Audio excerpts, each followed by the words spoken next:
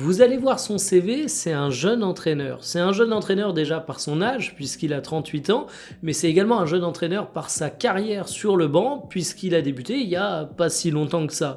Je vous montre tout de suite la petite page Wikipédia, on va pas faire semblant, c'est le truc le plus clair pour que vous compreniez son parcours, et vous vous rendez compte qu'il a une grande carrière de joueur. Et j'ai pas peur de le dire, une grande carrière de joueur, parce que évidemment c'est pas Lionel Messi, mais en tant que latéral, il a quand même une carrière dont il peut être extrêmement fier. Il est passé par des grands clubs en Belgique, il a été international et il a fait toutes les classes de jeunes, il a eu quelques piges dans des clubs étrangers. Finalement, Pocognoli, c'est un mec qui, avant même de se poser sur un banc, eh bien, connaissait très bien le football en tant que joueur. Et justement, le fait de se poser sur un banc, vous voyez les années, ça n'a pas attendu très longtemps pour lui. Sitôt sa carrière de joueur terminée, il s'est lancé dans le coaching. On l'a d'abord vu chez des jeunes, mais sa première grande expérience, c'est à l'Union Saint-Gilloise à l'été 2024.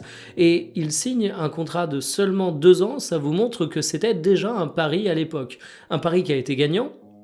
Il a remporté le championnat via la phase de play-off, CF, les particularités de l'organisation du championnat belge, mais c'était un véritable exploit. Et pour mesurer l'exploit, au-delà des grands articles qui vous disent que l'Union Saint-Gilloise n'avait pas remporté le championnat belge depuis je sais pas combien d'années, ben on peut comparer l'effectif de l'Union Saint-Gilloise à celui du Club Bruges par exemple. Voici la valorisation de l'effectif de l'Union Saint-Gilloise pour la saison précédente, 131 millions d'euros, donc une équipe plutôt modeste avec Puertas et Ivanovic comme valeur marchande principale. C'est pas de la superstar, même si attention, Ivanovic il est parti cet été du côté du Benfica pour 23 millions d'euros, donc c'était pas n'importe qui. Vous allez me dire, ok, mais ça reste une belle valorisation d'effectif par rapport à ce qu'on voit en Belgique. Bon, le Club Bruges, c'est quasiment le double en termes de valorisation. Et ils ont beaucoup de joueurs de talent. Si on regarde les principales valorisations de leur équipe la saison passée, eh ben, t'as beaucoup de joueurs que j'aimerais bien voir dans nos équipes de Ligue 1. C'est pas peu dire que d'évoquer ça.